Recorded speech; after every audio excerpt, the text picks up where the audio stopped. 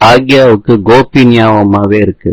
மொட்டை மாடியில இருந்து பாக்யா கீழே இறங்கி வர்றப்ப ராதிகா கூப்பிடுறாங்க. பாக்யா, நீங்க கேட்டதும் நான் சொல்லிட்டேன்.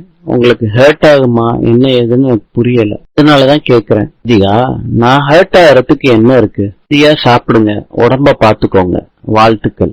பாக்யா, உங்களுக்கு தெரிஞ்சதை நீங்க யாருக்கிட்டையும் சொல்ல வேணாம், நாங்க நேரம் பார்த்து சொல்லிக்கிறோம் அப்படின்னு பாக்யா சொல்றாங்க.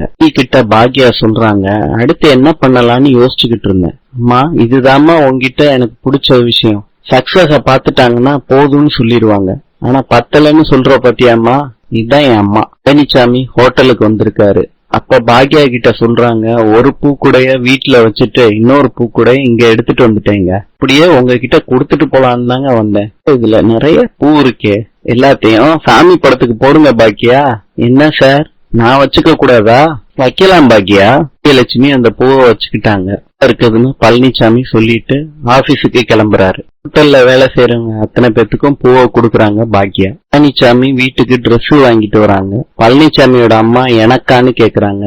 உங்களுக்கு இல்லம்மான்னு சொல்றாரு பழனிசாமி. பழனிசாமியோட அக்கா சொல்றாங்க, எனக்கு தான் வாங்கிட்டு வந்திருக்காங்கன்னு. பழனிசாமி சொல்றாரு, இது எனக்கு தான் வாங்கிட்டு வந்திருக்கேன், உனக்கு வாங்கலையே. அக்கா வாங்கிட்டு வந்ததெல்லாம் பாக்குறாங்க.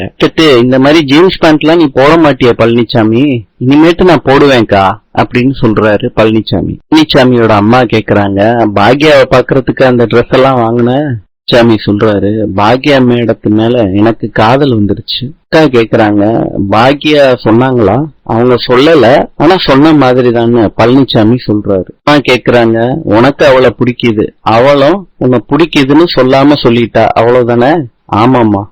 அவங்க கிட்ட போய் பேசலாமா? கல்யாண தேதியெல்லாம் பிக்ஸ் பண்ணிடலாமா தம்பி? பாக்யா மனசுல என்ன இருக்குன்னு தெரிஞ்சுக்கிட்டு பேசுவோமா அப்படின்னு சொல்றாரு பழனிசாமி.